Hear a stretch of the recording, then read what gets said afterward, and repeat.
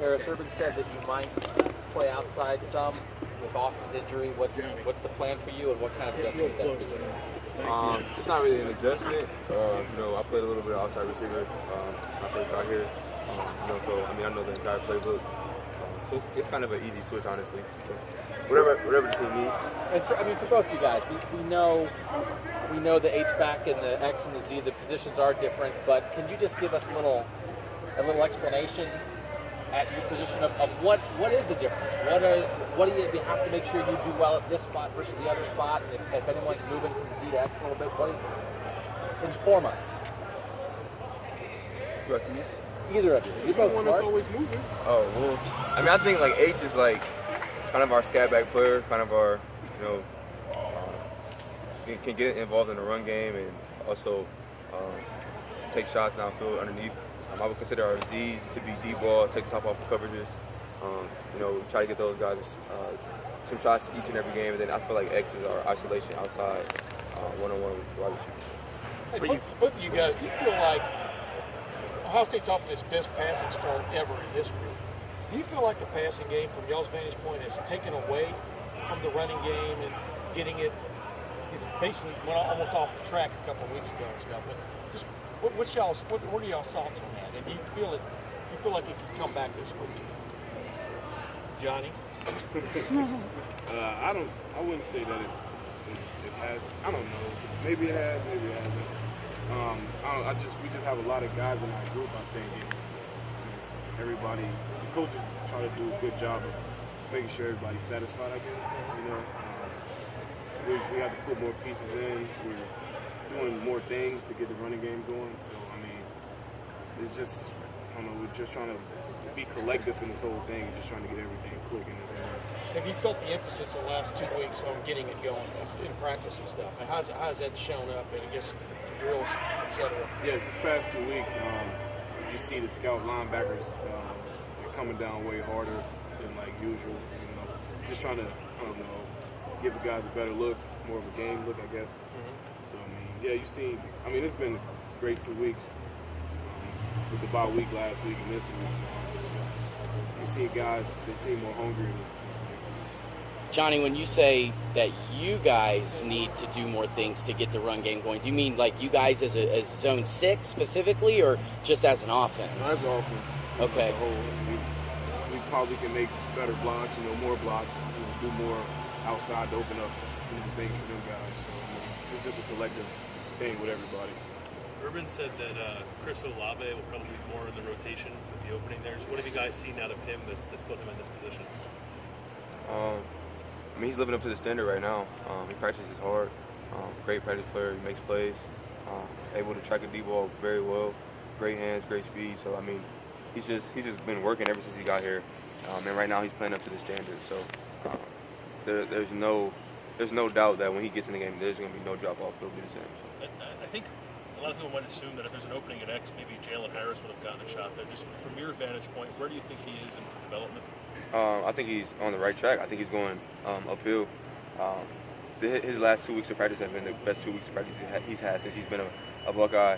And, I think they might not be necessarily talking about, him getting some reps, but I definitely think that, he's in that conversation for sure. Is Chris officially in the rotation, or is he just expected to play? Well, from this week of practice, he looks like he's officially in. So, yeah, I would expect to see him out there for sure. I know you guys tune out the noise and the outside distractions, but is there a part of you that registers that for years it seems like the wide receivers were blamed for the passing game not getting going, and now you're being blamed for the running game not getting going? Yeah, it's all good because everybody on the outside will know what we have to do every day when we come in here and practice. So all that is just a bunch of chatter. If you never lived in these shoes, then you don't even know what to expect, So, you see a lot of that stuff, but it really doesn't matter because a lot of those people probably never played and probably never will play in a position like this. So. I work with Chris Spielman, who used every single slight that he possibly could to motivate him. Is that something that you guys do personally, or no? You say it again? Chris Spielman used to use every single slight, every single criticism to motivate him. He would keep Mel Kiper Jr.'s picture right above it where he did his sit-ups. So when you guys hear stuff like that, do you use that as a chip, or do you try to ignore it as best as you can? Like I said before, those guys don't motivate me to be any better. guys who I line up with every day, I go to war with every day and practice in the games, those are guys that motivate me. So, a critic, they're just critics, man. Twitter is what it is, social media is what it is. So, you get a lot of that talk, but, none of those people have to play in opposition. They don't have to do the things we do, so it really doesn't matter. Parris, you personally, do you register that kind of stuff, or are you like Johnny? I'm 100% like Johnny. I turn my phone off after football games, good or bad. So, it is what it is. When do you turn it back on? Next day. He cut it on that night his mom beat his butt. Do you guys feel an anger in the team about what happened at Purdue and kind of an extra chip on your shoulder going into this game? I wouldn't say anger at this point because you got to get over it.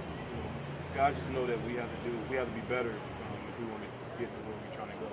So I wouldn't anger probably after the game, but you have to move on. Just like when you win, you have to move on to the next mission. So that's what we're on right now, moving on against being better than we were. You guys have been in this position before, right? Like last year with the Iowa loss, except this year you don't have an extra loss. And I know you guys lost kind of in the same fashion, but then I think you guys remember what happened the very next week against Michigan State. Do you feel like that's something you guys are very capable of doing this week?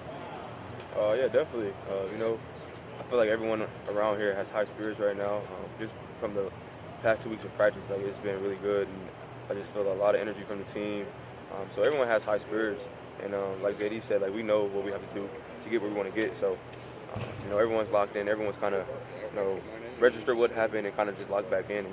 We're focused on, moving forward. So. Has this loss maybe been easier to deal with than last year? Because last year it was your second loss, and it was like, oh well, we've got a really big uphill battle to make it back to the playoff. But if you guys handle your business, you're pretty much in. Do you guys have a different mindset maybe after this loss than the Iowa loss? I guess is what I'm asking. Knowing that you still have those things. Yeah.